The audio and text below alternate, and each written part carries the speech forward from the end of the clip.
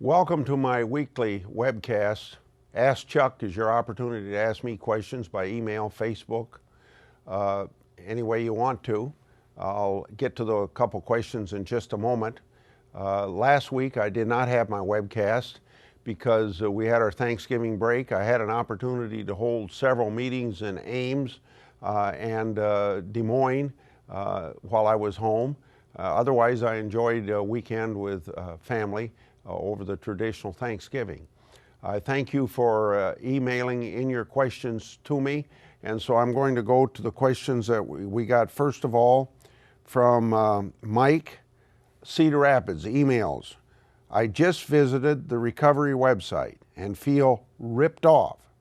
In western Iowa, a small location got a new fire truck for $149,000 and claimed it saved 11 jobs.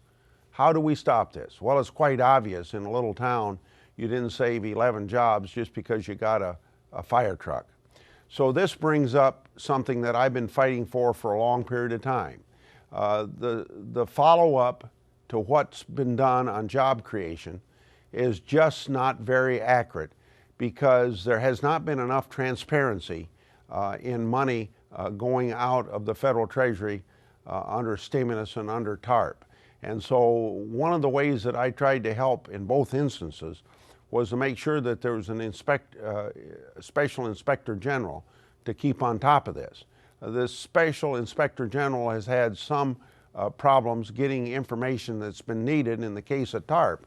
In the case of stimulus money, each agency that puts out money has inspectors general that ought to be on top of this.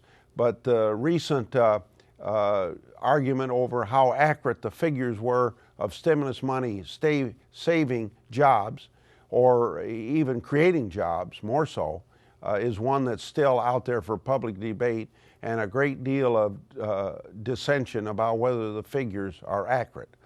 The second question comes from Facebook. Lee from Stewart asks, why is it a good idea to take a huge step backwards and say that pre-screening for breast cancer is not needed before age 50, and saying that self-exams are useless? I disagree and hope that you do too. Early detection saves lives. Well, I know exactly what you're talking about because my wife has been a breast cancer survivor of 21 or 22 years, and so we know what early detection can do because she's had a great number of aunts and a mother that died of breast cancer.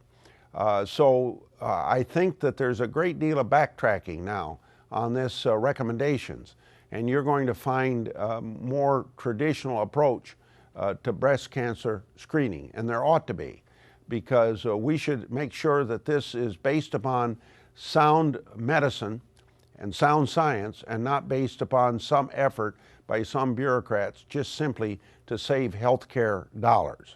The patient should always be first. Thanks to each of you for asking the questions. Next week we'll have Ask Chuck again, and we'll ask you to email or Facebook or tweet in some of your questions. I hope you'll participate. Last thing is to give you an update on where we are in the Senate. We will be working on health care reform each of this week and the next 2 weeks. Whether it'll get done or not at that time, I don't know, but we're going to be spending most of the time the next 3 weeks on health care reform. So send in call your senators and representatives and tell us what you think about the issue of health care reform.